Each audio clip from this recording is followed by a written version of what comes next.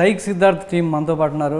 December 12న థియేటర్లో ఏం చేయబోతున్నారు, ప్రేక్షకుల నుంచి ఎలాంటి రెస్పాన్స్ వీళ్ళు కోరుకుంటున్నారు అనేది అడిగి తెలుసుకుందాం. హాయ్ నందు. నమస్తే సార్. ఆనంద కృష్ణ నందు. రైట్, మీకు అప్పటి నుంచి తెలుసు అయితే. రైట్, నిజంగా సో ఈ సినిమా మీలో చాలా ఆనందాన్ని నింపాలని మనస్ఫూర్తిగా కోరుకుంటున్నాను. Love you sir, thank you. Recent టైంలో సో మీలో ఎమోషన్ కావచ్చు, సినిమా మీద ఉన్నటువంటి పిచ్చి మిమ్మల్ని ఎలా సైకోగా మార్చింది అనేది అర్థమవుతుంది ఈ సినిమాతో. సో ఏంటి నందు, అసలు ఈ సినిమా మీద చాలా కాన్ఫిడెంట్గా ఉన్నారు, అట్ ఏ టైం ఎమోషనల్గా ఉన్నారు. ఫస్ట్ ఆఫ్ ఆల్ కాన్ఫిడెన్స్ గురించి మాట్లాడతాను సార్. కాన్ఫిడెంట్గా ఎందుకున్నాము అంటే ఇది మేము సినిమా చేసేసుకుని మన సినిమా బాగుంది అని మేము శంకలు గుద్దుకోవటం కాదు. Legendary production house like Suresh productions and ఎన్నో ఇండీ ఫిలిమ్స్ని సక్సెస్ఫుల్గా నేషనల్ వైడ్ పెద్ద అవార్డ్ లెవెల్స్కి పంపించి ఫెస్టివల్స్కి అక్కడ గెలిచినటువంటి సినిమాలని బ్యాక్ చేసిన స్పిరిట్ మీడియా, రానా దగ్గుబాటి అన్న, వీళ్ళిద్దరూ కలిసి ఒక ఫాదర్ ఒక సన్ ఇద్దరూ కలిపి మొట్టమొదటిసారిగా ఒక సినిమాని వీళ్ళు ముందుకు తీసుకొస్తున్నారు. సో వాళ్ళిద్దరూ మాకు వ్యాలిడేషన్ ఇవ్వడంతో నా కాన్ఫిడెన్స్ మరింత పెరిగింది సార్. సో కాన్ఫిడెన్స్కి కారణం అది. ఎమోషన్కి కారణం అంటారా సార్, ఇక్కడి వరకు వచ్చే జర్నీని ఎన్నో సంవత్సరాలుగా ఈ కళని కంటూ ఉన్నాను సార్. ఒక నటుడిగా ఈ కళని కంటూ ఉన్నా, నేను సినిమా చేయాలి, దాన్ని సురేష్ బాబు గారు ప్రజెంట్ చేయాలి, లేదంటే అల్లు అరవింద్ గారు ప్రజెంట్ చేయాలి, సుకుమార్ రైటింగ్స్ అనే బ్యానర్ రావాలి, లేదంటే నాగవంశీ అన్న లాంటి బ్యానర్ అసోసియేట్ అవ్వాలి. ఇవన్నీ చాలా పెద్ద సంస్థలు అన్నీ సార్. మైత్రి, యూవి, వీళ్ళందరితో ఎవరో ఒకరితో నా సినిమా అసోసియేట్ అవ్వాలనేటువంటి ఎన్నో ఏళ్ళ నా కళ అది నెరవేరింది అనే ఆ సందర్భంలో ఎమోషన్ అనేది ఆగట్లేదు. అది మొన్న జరిగిన ఈవెంట్లోనే కాదు, ఇప్పుడు ఆ గుండె అంతే బరువుగా ఉంది. ఈ సినిమా హిట్ అయ్యేంత వరకు అంతే ఇదిగా ఉంటుంది అనుకుంటున్నాను. హిట్ అయినా కూడా హిట్ అవుతుంది, అయిన తర్వాత కూడా ఆ ఎమోషన్ని హోల్డ్ చేసుకుని ఆ కసిని మాత్రం జీవితంలో తగ్గించుకోవద్దు అనే జోన్లో ఉన్నాను సార్. ప్రెస్ మీట్ పెడతారు అయితే ఖచ్చితంగా ప్రెస్ మీట్ పెట్టాల్సిన అవసరం ఉంటుంది అని అనుకుంటున్నాను. Thank you sir. మీకు ఆ ఫీలింగ్ కలిగింది అంటే ఊరికే కలగదు, కలిగింది అంటే మీకు కూడా ఆ పాజిటివిటీ ఎక్కడో సెన్స్ చేస్తున్నారు. ఈ సినిమా హిట్ కొడతారు ఈ టీం అనేటువంటి ఒక పాజిటివిటీ మీరు సెన్స్ చేస్తున్నారు. We're manifesting sir and we worked very hard and honestly for it. So definitely success press meet పెట్టే రోజు వస్తుంది, డిసెంబర్ 12వ తారీఖు రోజు అని నమ్ముతున్నాను. Okay, so Varun Reddy sir. So మాకు అర్జున్ రెడ్డి తెలుసు, ఈ సిద్ధార్థ్ రెడ్డి తెలుసు. ఏంటి వరుణ్ రెడ్డి గురించి ఇప్పుడు ఇండస్ట్రీలో తెలుస్తుంది, అది త్రూ నందు ద్వారా. సో మీ గురించి ఎక్కువగా చెప్పడం, అటు అన్నపూర్ణ నుంచి లాంచ్ అయ్యి ఇటు రామానాయుడులో తేలారు. సో ఏంటి అసలు సైక్ సిద్ధార్థ్ వెనుక వరుణ్ రెడ్డి కష్టాలు ఏంటి, స్క్రీన్ మీద తన పేరు చూసుకోవాలని వరుణ్ రెడ్డి ఎప్పటి నుంచి ప్రయత్నం చేస్తున్నారు? సార్, నేను గత 10 సంవత్సరాలుగా సినిమా జర్నీలో ఉన్నాను. ఫస్ట్ ఫిలిం స్కూల్లో నేర్చుకున్నాను, తర్వాత రోడ్ల మీద ఎలా తీయాలో అది ఒక కొత్త జర్నీ సార్. అది ఫిలిం స్కూల్లో స్టూడియోలో ఎలా తీయాలో నేర్పిస్తారు, కానీ స్టూడియోలోకి రావాలంటే, స్టూడియోలో ఫిలిం రావాలంటే రోడ్ల మీద ఎలా తీయాలో నేర్చుకోవాలి. ఆ తర్వాత సెక్యూరిటీ గార్డ్ దగ్గర ఏం మాట్లాడాలో రావాలని నేర్చుకోవాలి. అంతే కదా మామ? డెఫినెట్గా. ఒకవేళ మనం పర్మిషన్ లేకుండా షూట్ చేస్తుంటే పోలీసు వాళ్ళు వచ్చి ఐ హట్ అన్నప్పుడు అతనితో ఏం మాట్లాడాలో నేర్చుకోవాలి. ఇవన్నీ తెలిస్తేనే పరిపూర్ణంగా ఫిల్మ్ మేకర్స్ అవుతాం మనం. సో ఆ సెకండ్ జర్నీ ఆఫ్ లెర్నింగ్ సినిమానే నేర్పించింది సార్. సో నేను వెరీ గ్రేట్ఫుల్ అన్నపూర్ణ స్టూడియోకి నాకు బేసిక్స్ నేర్పించినందుకు. తర్వాత సినిమాకే స్వయాన నేను థ్యాంక్ యూ చెప్తాను. ఎలా అంటే ఆ కసి, ఆ ప్రేమ మనకు నేర్పించేస్తుంది సార్. ఇప్పుడు నందు ఫర్ ఇన్స్టెన్స్ రాత్రి రోజు 12, 1, 2 వరకు డిజిటల్ మార్కెటింగ్లో నెక్స్ట్ లెవెల్, అసలు ఇది రీచ్ అవుతుందా లేదా అంత ప్రయత్నం చేస్తున్నందుకే మూవీ చాలా బాగుంటుంది. కానీ అది అందరికీ రీచ్ అవుతేనే కదా ఉంది అని తెలిసేది. ఇప్పుడు మార్కెట్లో ఒక చాలా మంచి డిష్ వచ్చింది, అది ఎవరికి తెలియకపోతే ఎవరు తినరు, అది అలాగే ఉండిపోయి పాతబడిపోతుంది. బట్ నందు అది అందరికీ రీచ్ అవ్వాలనే కసితో చేస్తున్నాడు. అది తనకు ముందు లేదు, ఎన్నడూ ఇలా పనిచేయలేదు నందు. నేను 10 ఏళ్ళలో ఎన్నడూ చూడలేదు, నాకు భయం వేస్తుంది ఈ కసి ఏంది అని. అది ప్రేమ సార్. సినిమాని ఎలాగైనా గెలిపియాలి అనే ప్రేమ తనకు అది నేర్పించింది. నాకు రోడ్ల మీద ఎవరితో పడితే వాళ్ళతో జామ్ అయ్యి మంచి క్వాలిటీ సినిమా ఎలా, ఎంత తక్కువ బడ్జెట్ ఉన్నా, ఎంత తక్కువ రిసోర్సెస్ ఉన్నా దాని ఒక ఫ్రీడమ్తో, జాయ్తో ఎలా తీయాలి అనేది నాకు సినిమా మీద ప్రేమ స్వయాన నేర్పించింది. నందు ఎప్పుడు పరిచయం అయ్యాడు మీకు? మీతో ఫ్రెండ్షిప్ బాండ్ అనేది ఎప్పుడు మొదలైంది? సార్ 8-9 సంవత్సరాలు, లఫ్లీ ఒక 10 years అనుకోండి. 8-9 సంవత్సరాల క్రితం నందు ఒక చాలా మంచి స్టోరీ ఉంది తన దగ్గర, ఒక మదర్ సన్ డాగ్ జర్నీది. అయితే ఆ జర్నీ, ఒక మదర్ ఒక సన్ డాగ్ కలిసి జర్నీ మీద వెళ్తారు. ఆ పోస్టర్ అతను వెతుకుతున్నాడు రైటర్ కోసం. నేను అప్పుడు ఫేమస్ ఇక్కడే సురేష్ ప్రొడక్షన్స్లో కింద ఈ సంస్థలో కింద వినూత్న గీత వాళ్ళు కొద్ది కాలం ఆఫీస్ నడిపారు పెళ్లి చూపుల తర్వాత. అక్కడికి వచ్చి నేను నా స్టోరీలు చెప్పేవాడిని. వాళ్ళు నన్ను గుర్తుపెట్టుకొని నందుకి ఫార్వర్డ్ చేశారు నా కాంటాక్ట్. నందు ఇచ్చాము అని చెప్పారు నాకు. 2-3 రోజుల్లో నాకు మెసేజ్ వచ్చింది, దిస్ ఇస్ ద పోస్టర్, ఇది నాకు కావాలి అని. ఫస్ట్ థింగ్ నేను కాన్సెప్ట్ చాలా బాగుంది అన్నా. నిజంగా బాగుండింది. నేను దాని ముందు ఎందరో నాతో వర్క్ చేయాలని ట్రై చేశారు. నాకు వైబ్ సెట్ అవ్వలే. వైబ్ చాలా ఇంపార్టెంట్ నాకు. నందుతో వర్క్ చేస్తే నాకు మొట్టమొదటి ఫస్ట్ డే వెళ్ళగానే నేను వేసే పిచ్చి జోకులకు తను ఎంకరేజ్ చేస్తున్నాడు. యూజువల్లీ భయపడతారు. తను ఏదో చెప్పాడు, అమ్మకు తెలుసా లేదా కొడుకుకి తెలుసా లేదా అసలు అమ్మకి తెలిసిన తర్వాత కొడుకు చెప్తారంటే నేను ఫ్రస్ట్రేట్ అయ్యి ఓ పని చేద్దాం, మా అమ్మకి తెలియదు, కొడుకుకి తెలియదు, కుక్కకి తెలియదు, ఆడియన్స్ కూడా తెలియదు అని ఏదో అన్నా. పెళ్ళమని నవ్వాడు. అది ఒక చాలా సీరియస్ మ్యాటర్. అది తెలుసా తెలీదా అనేది అది చాలా సీరియస్ మ్యాటర్. ఇలా జోక్ వేసేసరికి ఫ్రస్ట్రేషన్లో నవ్వాడు, కామెడీని ఎంబ్రేస్ చేశాడు. దెన్ ఐ వాజ్ లైక్ తనతో నేను నాలా ఉండొచ్చు, తన చుట్టూ నాలా ప్రవర్తిస్తూ ఉండొచ్చు. ఆ ఎంబ్రేస్ చేసే క్వాలిటీని అందుకుంది. ఎందుకో కూడా నాకు తెలుసు. తనకు 100 కజిన్స్ ఉన్నారు, ఒక్కొక్కరు ఒక్కొక్క టైపు, అందరిని ఎంబ్రేస్ చేస్తాడు. సో అది ఆయనకు ట్రైనింగ్ అనమాట చిన్నప్పటి నుంచి. ఎలాంటి మనిషినైనా ఎంబ్రేస్ చేస్తే అంత పని చేయగలుగుతాడు. సో అలా స్టార్ట్ అయిన జర్నీ పలు విధాలుగా ట్రై చేశాను తన్ని డైరెక్టర్, నేను రైటర్గా అవ్వాలని. అది 1-2 సంస్థల్లో ఆగిపోవడం జరిగింది.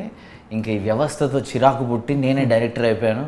అంటే ఇంత డ్రామాటిక్గా చెప్తున్నాను ఎఫెక్ట్ కోసం. బట్ దాని తర్వాత వీడు నిర్మాత అయిపోయాడు. అలాగే ఈ వ్యవస్థతో చిరాకు పడి తను నిర్మాత. ఇప్పుడు ఈ వ్యవస్థకు అమేజింగ్ సినిమా ఇవ్వాలని మేము 12 డిసెంబర్న సైక్ సిద్ధార్థతో వస్తున్నాం. లాంగ్ స్టోరీ షార్ట్ అది జరిగింది. రైట్. సో 2 గంటలన్నర సినిమా అయినా 2 నిమిషాలు కదా ట్రైలర్ చెప్పేది మనం. చెప్పాలి సార్, మార్కెటింగ్ నాకు తప్పదు. సో మధ్యలో మరి ప్రియాంక గారు ఉన్నారు. సో ట్రైలర్ ఓపెన్ చేస్తే మీ షాటే, ముగింపు ట్రైలర్ ఎండింగ్ కూడా మీ పేరుతోనే ముగిస్తుంది. సో ఏంటి అసలు ఎక్స్పెక్ట్ చేశారా ఈ సినిమాలో? సో ఒక సార్ నేను యాక్చువల్గా ఈ ప్రాజెక్ట్ జాయిన్ అయ్యింది యాజ్ కాస్ట్యూమ్ డిజైనర్. అండ్ దాని తర్వాత ఆడిషన్ అడిగాడు వరుణ్ ఒకరోజు నన్ను చూసి, త్రిషాకి సెట్ అవుతావు అని. సో నాకు భయం వేసింది, because it's not a very simple role to play. It's a bold character and it can go anyway. Either we can go extremely sophisticated or it can go complete opposite. Yeah, it could go wrong. నన్ను నమ్ము అన్నాడు. నమ్మాను. And the way he promised అలానే తీసుకొచ్చి ఇక్కడ కూర్చోపెట్టాడు. So right. అంటే Siddhartha Reddy character psych సిద్ధార్థగా మారడానికి మీరోలేనా కారణం?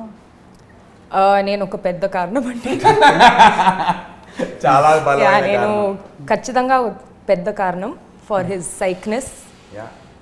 But ya okay. సో తన costume designer turned actress sir మా సినిమాకి. ఇంకో రోల్ కూడా చేశారు. ఫస్ట్ కాస్ట్యూమ్ డిజైనర్ గానే కాస్ట్యూమ్ డిజైనర్ ఫిల్మ్ కి వచ్చాక దెన్ తను త్రిషా రోల్ కి ఫిట్ అవుతుంది అని చెప్పి వరుణ్ అనుకున్నాడు. దెన్ నాకు ఫొటోస్ పంపించాక even I was like producer కి డబ్బులు మిగిలాయి అయితే 100%. ఆల్సో సార్ తిను చాలా పనులు ఇంకా చేస్తుంది, కెపాసిటీ కూడా పాపం చేస్తా అంటే నేనే వద్దు ఆగు, ఈ 2 పరిపూర్ణంగా చెయ్యి. Or but I going sir generally అందరికి చెప్తా నేను, Priyanka extremely trustworthy person. తను లేకపోయినా తన టీంని పెట్టి పని చేపిస్తుంది. తనకు ఒకవేళ హెల్త్ బాగాలేకపోయినా ఎక్కడ లోటు జరగకుండా పుష్ చేస్తుంది. తనకు ఇబ్బందులైనా తన ఫ్రెండ్స్తో చెప్పుకుంటుందేమో కానీ వచ్చి పెద్ద ఇబ్బంది క్రియేట్ చేయదు. అందరితో మంచి ర్యాపో మెయింటైన్ చేస్తుంది. సంవత్సరాల కొద్దీ డిఫికల్ట్ పీపుల్తో మంచి ర్యాపో మెయింటైన్ చేస్తూ పెద్ద సంస్థల్లో కూడా షీఈ్ వర్క్డ్ సార్ పలు రెస్పాన్సిబిలిటీస్లో, mainly costume designer. And certified. Ya definitely hire her. Black Friday sale December. Okay fine. So Nandu, మరి ఈ cinema psych Siddhartha Reddy audience ఇప్పుడున్న జెన్జీ బ్యాచ్ చూడాలంటే 3 రీజన్స్ ఏంటి? జెన్జీ బ్యాచ్కి కావాల్సినటువంటి ఒక కూల్నెస్ ఉంటుంది సార్, హ్యూమర్ ఉంటుంది. మనం చాలా అందరూ నన్ను చాలా క్వశ్చన్స్ ఏం అడిగారంటే బూతులు పెట్టారా, లేదు అంటే అశ్లీలతను చూపిస్తేనా. జెన్జీ అశ్లీలత బూతులు కోరుకోవచ్చు సార్, వైబ్ అవుతారు. కానీ వాళ్ళకి నిజంగా కావాల్సింది ఏంటంటే వాళ్ళు 2 hours ఆడిటోరియంలో కూర్చుంటే, ఐఎమ్ నాట్ టాకింగ్ అబౌట్ డిజిటల్గా ఓటీటీలో చూడటం. జెన్జీ బ్యాచ్కి ఆర్ న్యూ ఏజ్ ఆడియన్స్కి, అంటే మీకు 18 ఏళ్ల నుంచి 35 ఏళ్ళ ఏజ్ డెమోగ్రఫిక్లో వాళ్ళకి కావాల్సింది ఏంటంటే 40 సరే ఇంకొక 18 to 40 వాళ్ళకి ఏం కావాలంటే సార్, వాళ్ళు వాళ్ళ పనులు ఫినిష్ చేసుకున్న, కాలేజీలు ఫినిష్ చేసుకున్న, హాలిడే రోజు వాళ్ళ ఫ్రెండ్స్తో, కజిన్స్తో, వాళ్ళ గ్యాంగ్తో, కొలీగ్స్తో వచ్చి కూర్చుని చిల్ అవ్వాలి. వాళ్ళకి అందులో ఎంత అద్భుతమైనటువంటి ఒక కథ ఏదో ఉంది, ఆ కథలో మీకు అంటే ఇంటర్స్టెల్లార్ లాంటి లేయర్స్, వాళ్ళకి అంత ఆలోచించారు సార్. అలాంటి సినిమాని అలాగే చూస్తారు, ఇలాంటి సినిమాని ఇలాగే చూస్తారు. All that they want is vibe అవ్వాలి. ఆ వైబ్ అవ్వాలి అనేటువంటి దానికి కావాల్సిన complete content, not just with story, not just with dialogues, not just with acting, but film making, grammar నుంచి, ఎడిట్ స్టైల్ నుంచి, మ్యూజిక్ దగ్గర నుంచి ప్రతిదీ కూడా ఆడిటోరియం ఎక్స్పీరియన్స్ని హై లెవెల్లో ఇది ల్యాండ్ చేస్తుంది sir psych Siddharth. That is the major reason if I have to tell you. Okay, ఆ వైబ్ తీసుకురావడానికి మీరు ఎలా కష్టపడ్డారు? చూస్తే అట్టబెట్టలు పెట్టుకొని తిరుగుతున్నారు, బాడీతో కనబడుతున్నారు. Yes sir. సో ఫేస్ అంతా సో మొత్తం సైకిజన్ లాగా, అవును సార్, నార్మల్ గాయస్ లాగా బయట కొంతమంది కనిపిస్తుంటారు, అలా మారిపోయారు. సో ఆ వైబ్ తీసుకురావడానికి నందు ఎలా కష్టపడ్డారు? వరుణ్ రెడ్డి మిమ్మల్ని ఎన్ని తిప్పలు పెట్టారు? వరుణ్ రెడ్డి తిప్పలు మాకు ఏ రోజు కూడా మా ఇద్దరి మధ్య, అంటే సినిమా యాక్టింగ్ వీటి కోసం వైపు తీసుకురావడానికి మా ఇద్దరి మధ్య ఏ రోజు విభేదాలు ఆ విషయంలో అయితే ఎట్టి పరిస్థితుల్లో ఏమీ రాలేదు అసలు. అలాంటివి ఎప్పుడు లేదు సార్. లేటర్ ఆన్ పోస్ట్ ప్రొడక్షన్లో తనకు ఒక ఫీలింగ్ ఉండొచ్చు, నాకు ఫీలింగ్ ఉండొచ్చు. దాని గురించి ఇందాక కూడా చెప్తున్నా, ఈ సినిమా అనేది నాకు వరుణ్కి పుట్టిన బేబీ లాంటిది. మేమిద్దరం ఒక రిలేషన్షిప్లో ఉంటే మాకున్న బేబీ లాంటిది. సో ఈ బేబీ కోసం the what best can a mother, a father or a brother or a sister will do for their baby, అది చేయాలనే ప్రయత్నం. అది విభేదాలని అయితే మేము ఇద్దరం అనుకోవట్లేదు.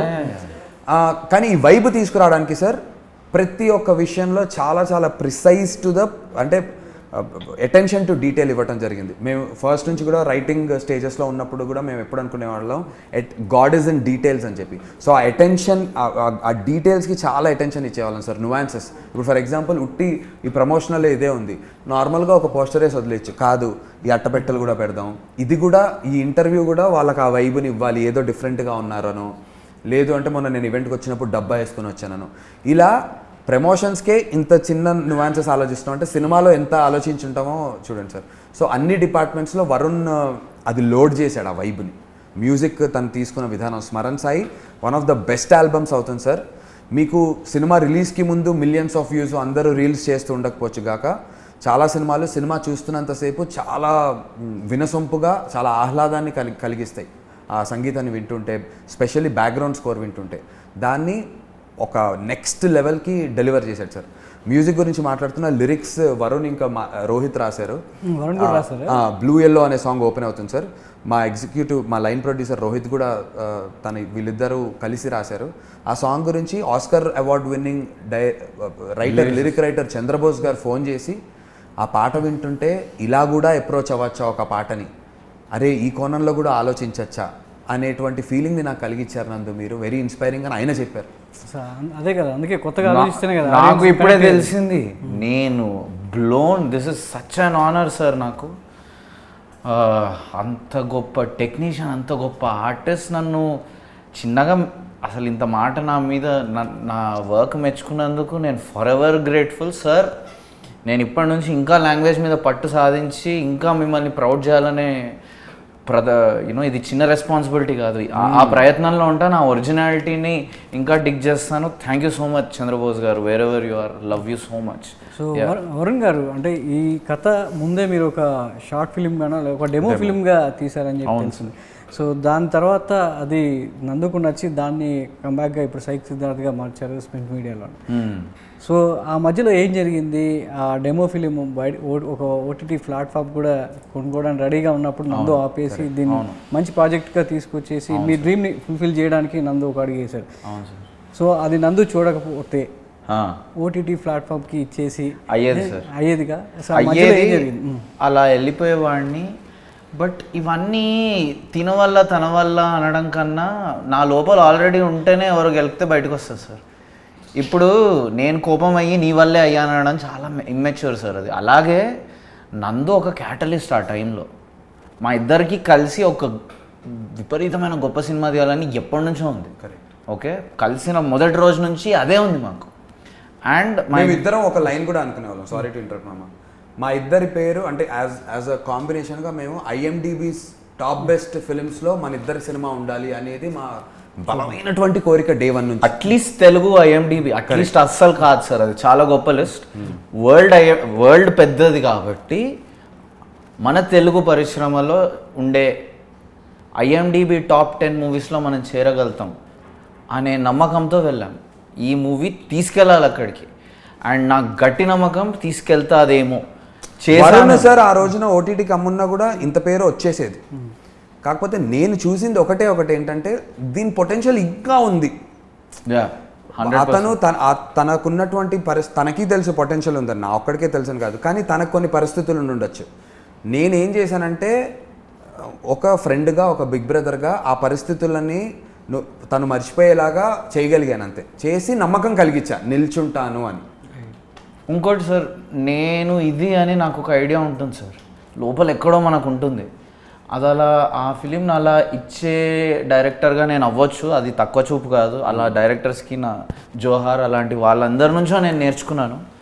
కానీ I think I belong here. నేను ఇది హ్యూమిలిటీతో చెప్తున్నాను. నేను ఇదేదో చిన్న చూపుతో అనట్లేదు వాళ్ళను. నాకు చాలా కళలు ఉన్నాయి, చాలా అంబిషన్స్ ఉన్నాయి. ఇలాంటి రియల్ కాన్స్ వరకు వెళ్ళిన టెక్నీషియన్, అందరు టెక్నీషియన్స్ కరెక్ట్ హైలీ. మా ఎడిటర్ ప్రతీక్ ఇండస్ట్రీలో one of the best trailer editors. చిన్న వయస్సు కాబట్టి మూవీ ఛాన్స్ ఇంకా రాలేదు, వస్తుంది సార్ ఇప్పుడు.